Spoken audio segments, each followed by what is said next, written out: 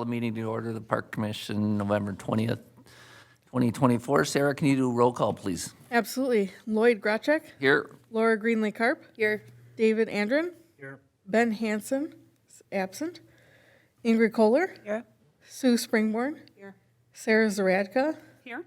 And Cassidy Schwer is absent. Okay, we've got a quorum.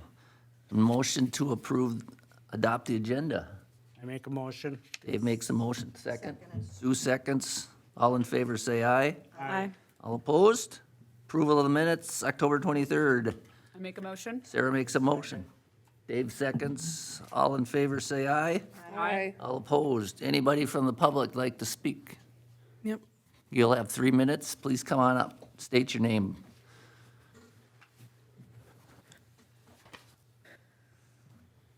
John Schmall, 2750 Chisholm Avenue, North St. Paul. Reason I'm here this evening is to express my displeasure at the rudely interrupted way I was interrupted the last time. And I see that that person is not here this evening. So I guess you are in charge, Mr. Graycheck. And I will not be rudely interrupted again. That's 20 years I've been attending meetings. It has never happened to me, what happened at this last meeting.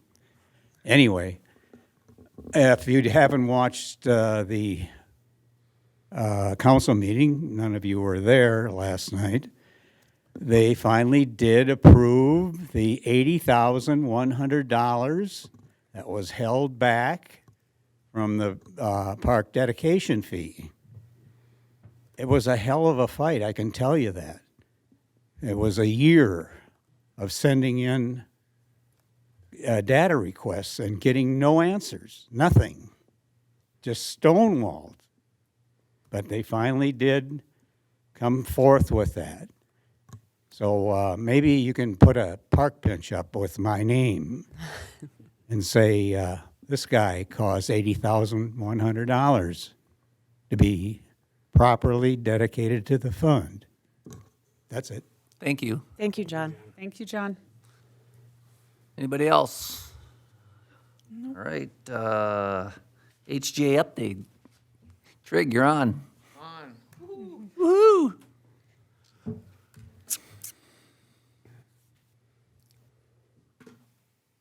I can plug in here, correct? Yes.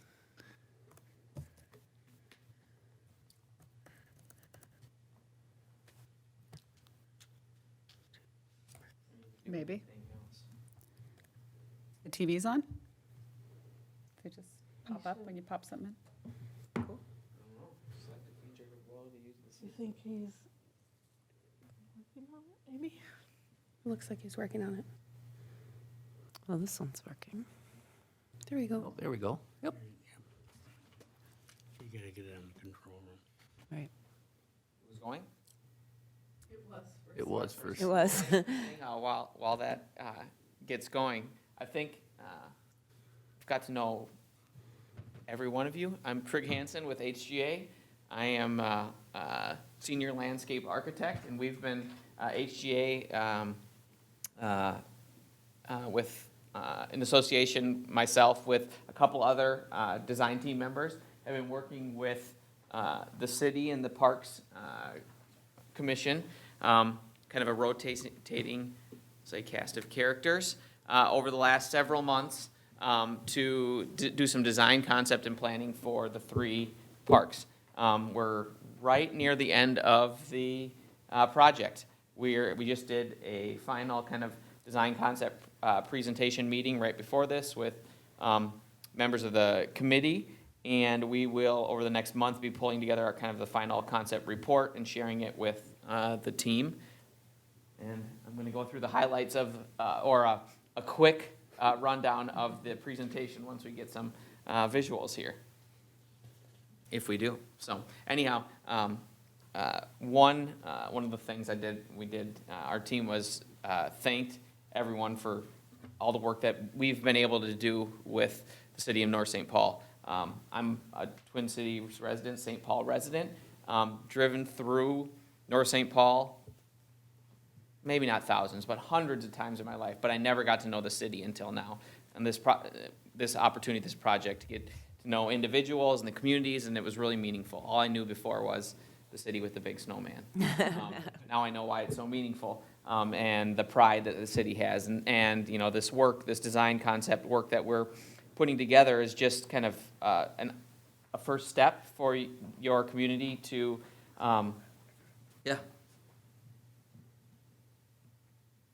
hopefully move some of this project work forward. So this report and this design work is a tool to help further those conversations within the city. Should I go? We will stand by. Yeah, should we? Think, tell him?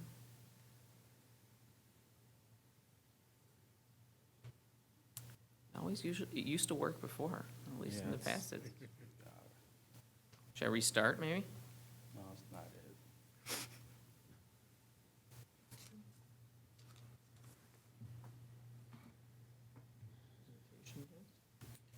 It's on presentation test too.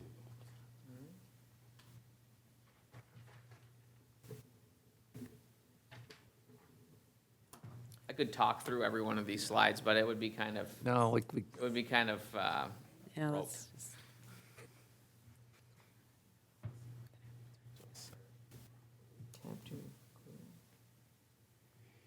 So are you going to come back to North St. Paul? Oh, yeah, for sure.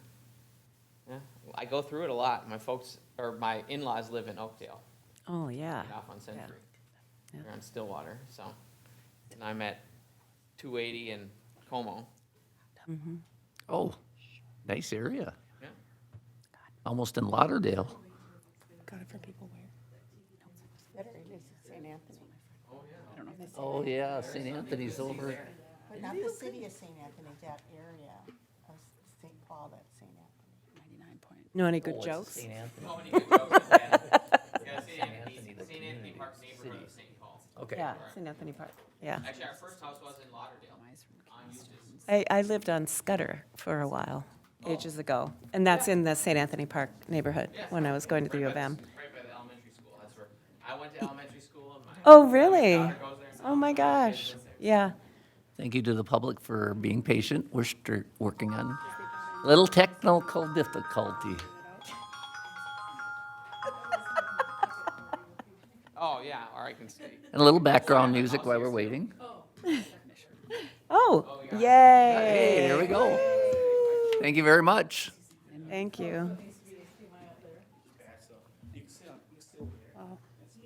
You think this HDMI is just bad? Yeah.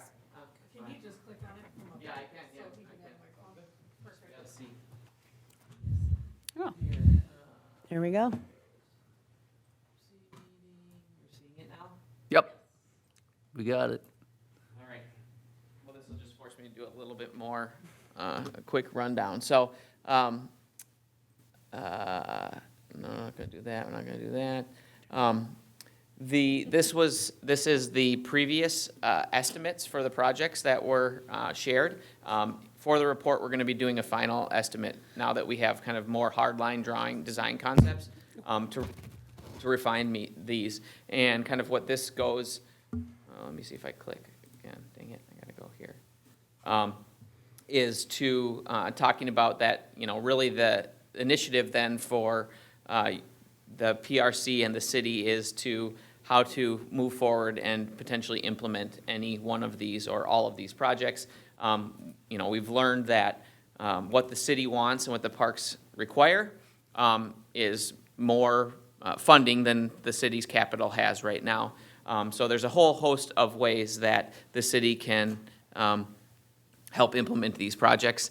And this conceptual design work that responds to the community and the engagement of stakeholders and the residents and the changing population is a first step in that, showing that there's a need and a want and a desire for these improved park spaces.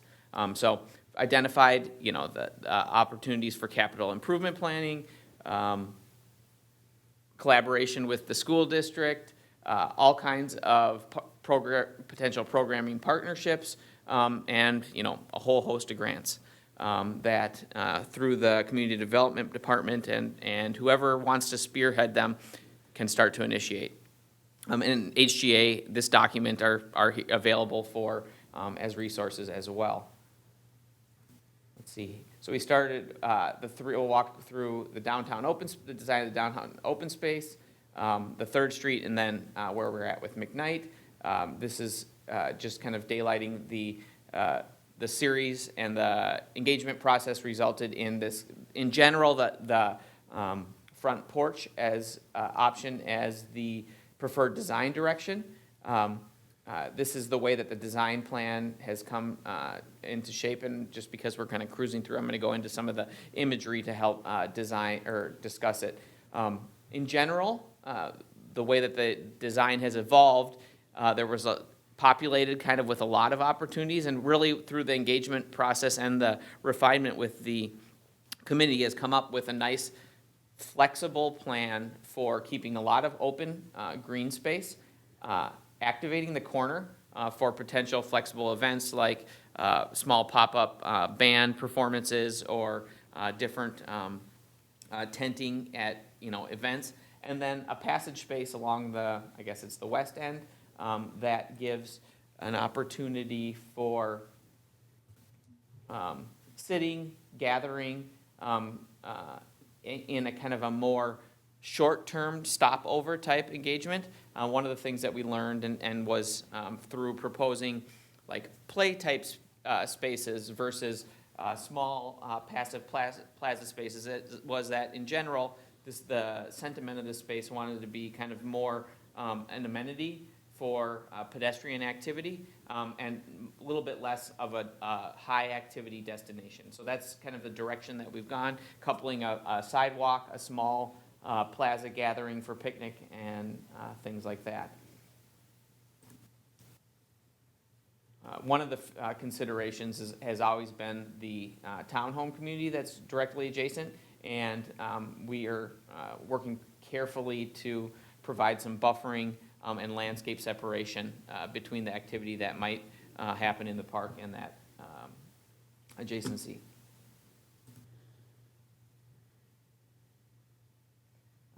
The one of the kind of design elements that came was endorsed through across the engagement events was some idea of these like large scale swings, something that sentiment of this front porch gathering. So one of the features of this is these not playground swings, but think of a glorified two-person porch love seat swing. That could attract a whole host of userships and just add some casual activity to the park. So that's kind of the fun feature. And I'm going to go back to this view. One of the other pieces is that really wanted to leave potential for future flexibility. If there was initiative for implementing public art or some other types of gathering in the future, that this park space still had adaptability and flexibility to engage that in the moving forward. So the 3rd Street open space, this is the site that the design direction became nature play and a placeholder of community garden along the corner of 3rd and 7th. Community garden here as a opportunity and a function or a program that has been readily asked for in the community, as has nature play. And the wooded area, these parcels here, have become a great opportunity for that. So on the corner lot, and the thinking about the potential of these two discrete programs is that combines the opportunity that these could be easily phased. So you could do the nature play part separate from the community garden or vice versa, depending on funding, programming initiatives by the city. As pictured, we're kind of envisioning as a very typical community garden. We know that in conversations with Laura, Sarah, Sue, David, you know, the upkeep, the programming, the operations of a community garden would take partnership from the community and/or another potential organization, maybe above and beyond the city. So a lot of the design logistics would be worked out moving forward as something like that is engaged.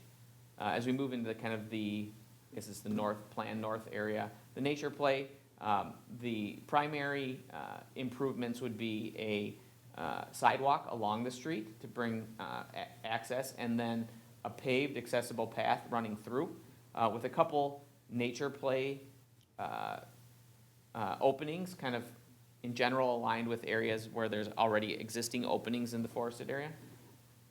And we would have the opportunity within those to configure a whole host of naturally inspired engagement play opportunities, fallen logs, embankment slides, stones on the slope. These are all design features that were responded really strongly to by the public at the engagement events, and so they've carried through into the design. The third park site is the McKnight Athletic Complex. And this is one where throughout the process, we're learning more and more about the complexity and the history of this park within the city and the way that it interacts and supports the school district athletic programs. I might have to move up because there's some things I need to read. So moving forward, there are several, as we button up this conceptual design phase, there are still several assumptions that we're moving forward with. One is that additional programming of and adjusted programming of amenities, potentially changing different types of uses, is in alignment with the comprehensive plan language, which marks this as play fields and in support of the athletic programming of the school district. But we don't see that as in conflict with the idea of this still being athletic and play fields. We also are under the assumption that the use agreement with the school district will continue, but that is going to take further stakeholder engagement and collaboration between the city and the school district to implement any new park planning and design in there. There has been discussion of how this is probably the right time for the city, the Parks Commission, and overall to assess and figure out how that language and that use agreement is best, for a better term, modernized or contemporized, with that it was put in place at some time. We're at a different time now, so that it's really doing what it was supposed to do then, now, and continues to do. Let's see. That the contract with Triple Crown, assumption is that the batting cage facility, the contract is going to stay in place as of now. So phase one, we're still allocating that the batting cage is there. We do have options and thinking about future phases, how if that changes, there's an opportunity to reprogram that space maybe with a different park building. Another assumption is that, and this is a big driver within it, is that the demand for field sports, other than just baseball and softball, is growing. That doesn't, and with the idea of the flexible fields, what we're showing is that there's a marriage that these spaces, those same sports programs that are currently provided can still be provided in more dynamic manners and overlay other potential athletic activities like soccer, football, lacrosse that could be accomplished in flexible field, under a flexible field capacity. And then, another kind of a final assumption, and this was carried in all of those, is that the next steps implementing this project will engage more, or will involve continued engagement and stakeholder collaboration to finalize what the final programs and shape of this space becomes in reaction to all the constituents and the residents and the programs that it will support as your conversations are materialize more. So as I mentioned, thinking about, you know, the preferred direction is thinking about it in two conceptual phases.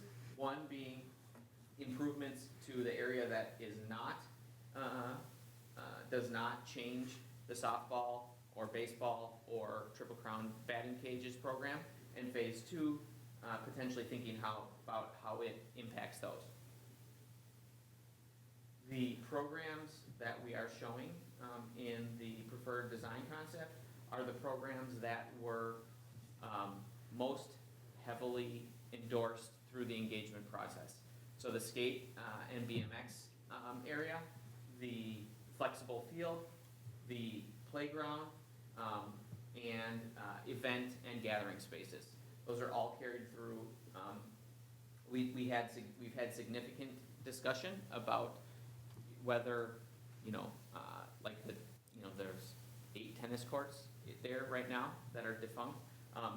To what extent those could be reused, restored for those, as we look back at a decision-making prioritization, those were not programs that were prioritized during the engagement process as heavily as other ones were. So we moved forward with the programs that were most prioritized through the engagement process.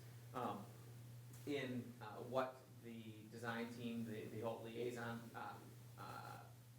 engagement partnership evolved through resulted in was preference for being able to have some flexible, just open green park space coupled with paved flexible event space, a dynamic kind of central playground opportunity, and pairing that with the skate and bike and turning the, what is it now, the existing T-ball area, essentially that square footage, into this a mini pitch flexible field. Start looking at in some design graphic or renderings, we kind of see how they're all kind of working together in a geometric arrangement, having nice efficient connections between the spaces. But once you start getting down down to ground level, what you start to seeing is the intersections of paths in place start making gathering opportunities and simple places for people to connect and observe the different events that are going on.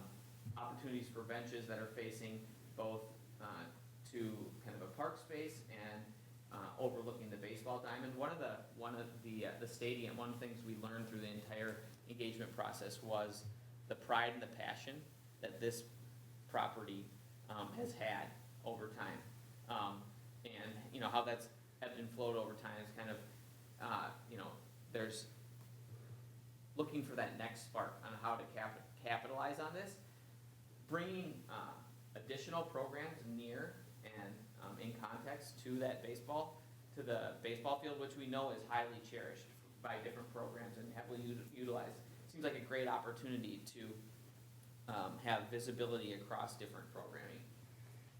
So, as you can see in this view, families could congregate at picnic tables and be observing kids playing on the playground and overlooking a baseball game that's going on.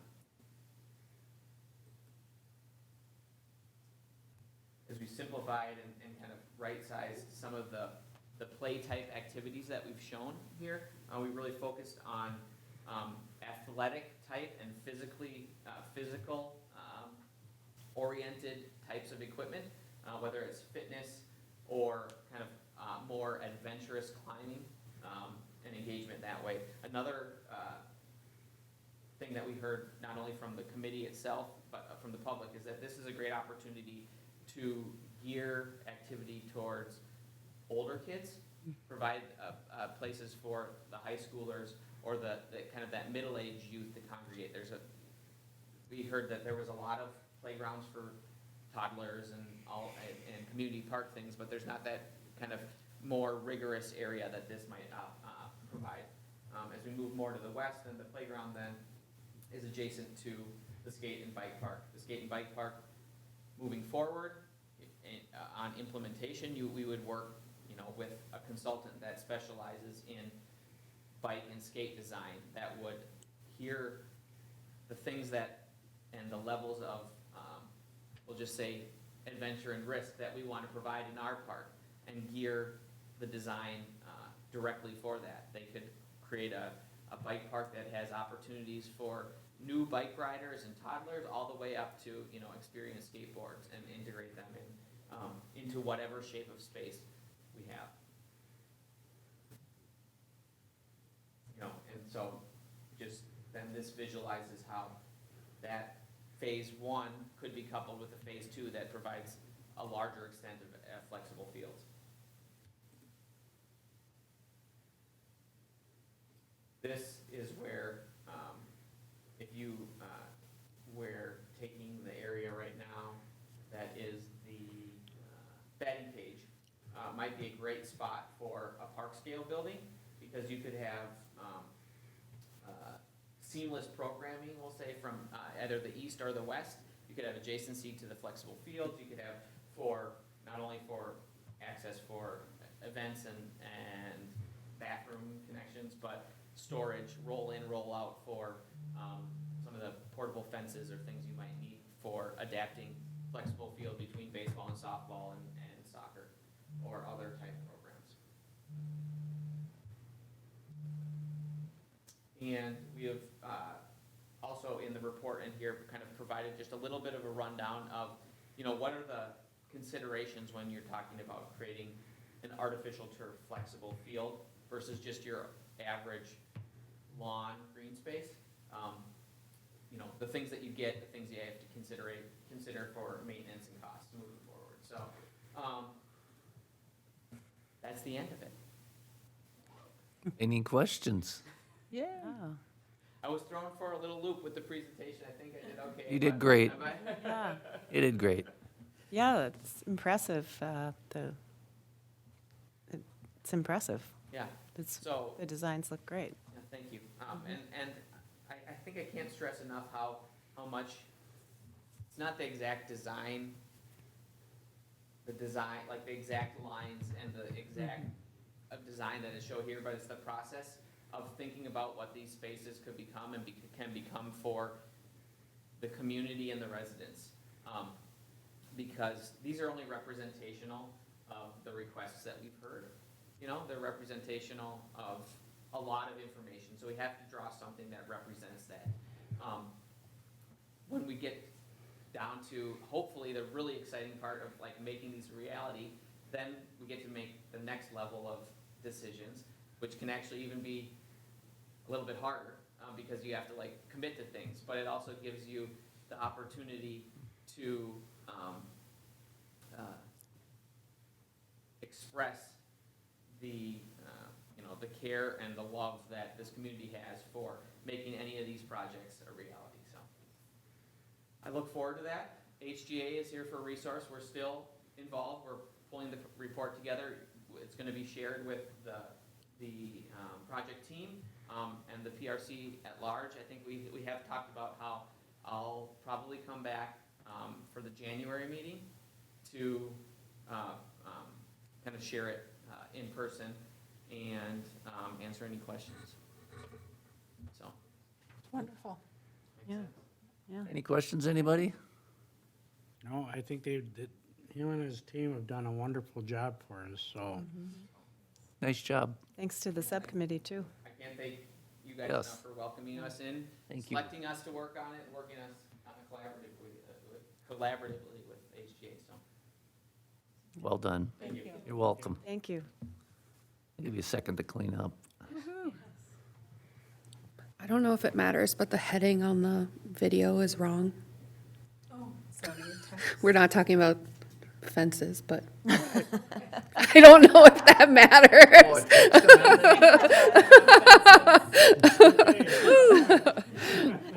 All right.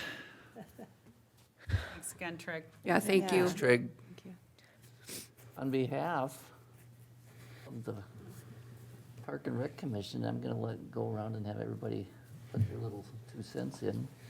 We'd like to thank you, Sue, for all your time and effort and energy and star watching and fall festivals and all your hard work, not only with the Park and Rec Commission, but the Historical Society and, were you in the Green Garden?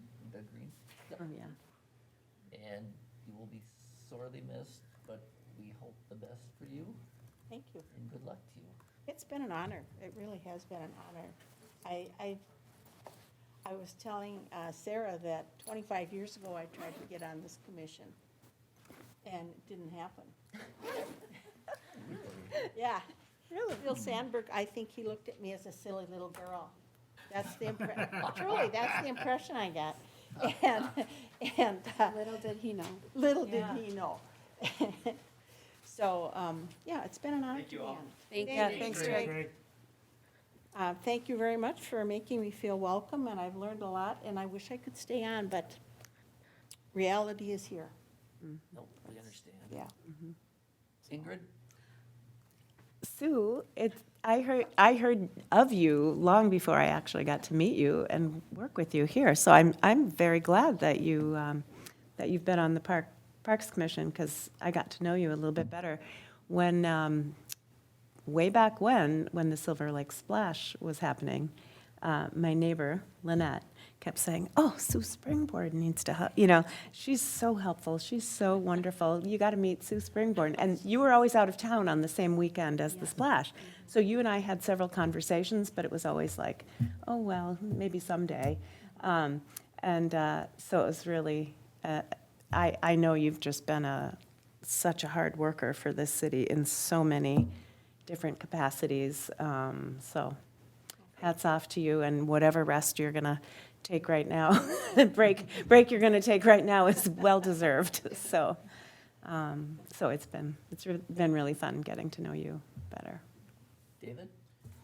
Well, Sue, I've only known you since I'm coming back to the Park Commission, so, I mean, I left and came back. You'll probably do the same thing. Maybe not,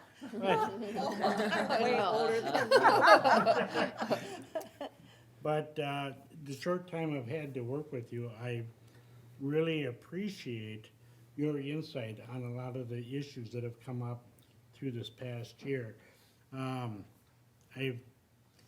kind of was talking to one of my neighbors, and they told me a lot about you. Kim? Kim. So, Kim and Greg. So, through them, I felt I really got a connection with you. I mean, but yeah, I was hoping to work more with you than just this one short year. But like I said, I really have enjoyed your insight on some of the issues that have come up through this past year. And hopefully I can do just as well a job as you have Oh, my, thank you. and what you've done. So, and I appreciated meeting you, and I hope things go well for you. Thank So, you. Laura?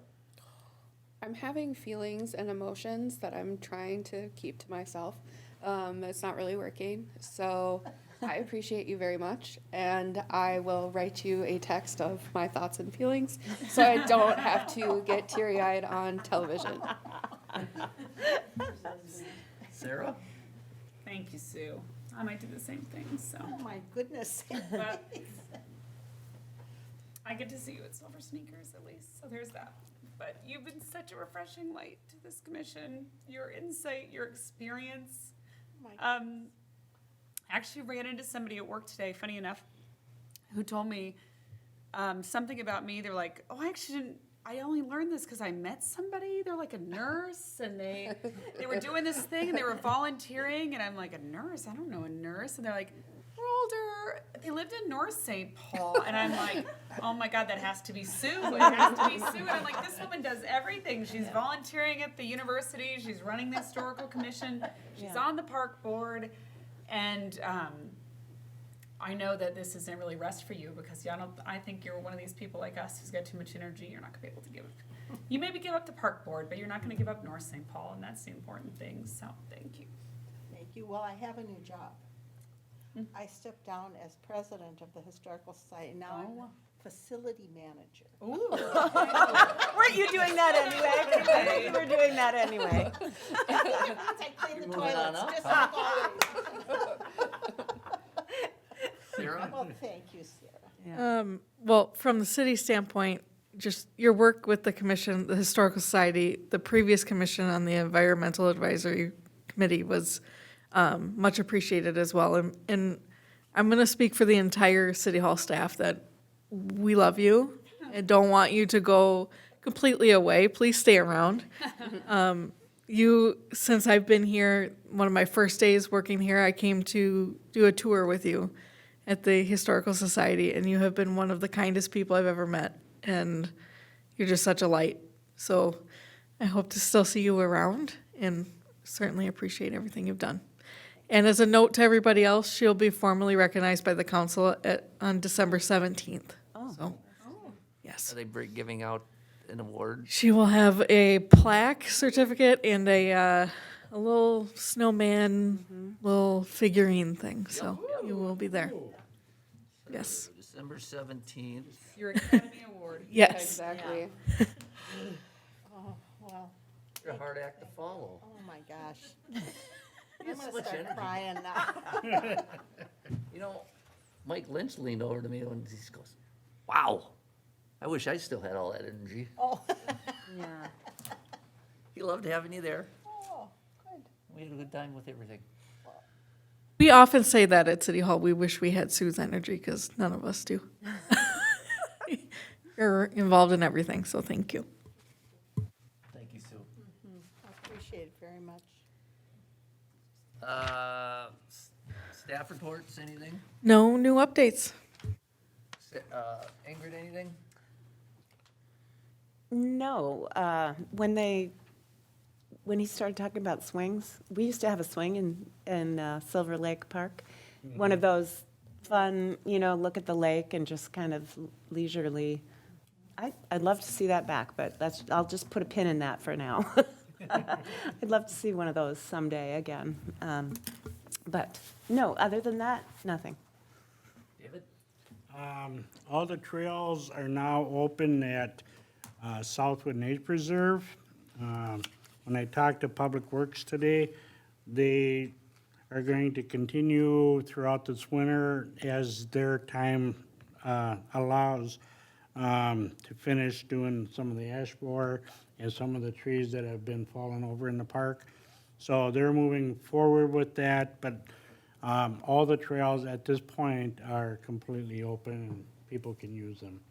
So the one that had all the fallen trees, it's not been removed from the park at this time, but it's been pushed off to the sides and the trails are all open. So, and as far as McKnight Fields, we just kind of had that, what we're gonna do at McKnight Fields, so. That's all I have to report, but I was wondering, was there any feedback on putting a coated lock on Housie Park? Yes, that has been very much expressed by Public Works that we need that. It's being looked into. There's a little issue with the Wi-Fi there, because we do need Wi-Fi for that. So they're working on that, but it is in progress. Okay, Instead of having a key? Okay. that's all I got. Laura? I have nothing to report. Sarah? Also nothing to report? The only thing I got is the mayor and the city manager and I did interview last week, and we got 2 more tomorrow, and it's my understanding we will be making a decision tomorrow with the mayor and I and city manager. And we will have somebody, should be in place in January, right? Yep. Okay. Oh, a new Parks A new Commission? park commission. Okay, Yep. I got three candidates. And Oh, we're gonna, good, nice. okay, good. you get to be last. Well, I have nothing to report except thank you so much. I'm embarrassed but I have to make, it was the right decision, but this has been a joy and like I say, I learned a lot. We gotta get you on record. You wanna make a motion to adjourn? I so move. So second, anybody? Second. David seconds, all in favor, say aye. Aye. All opposed, do it. Oh. Meeting's adjourned.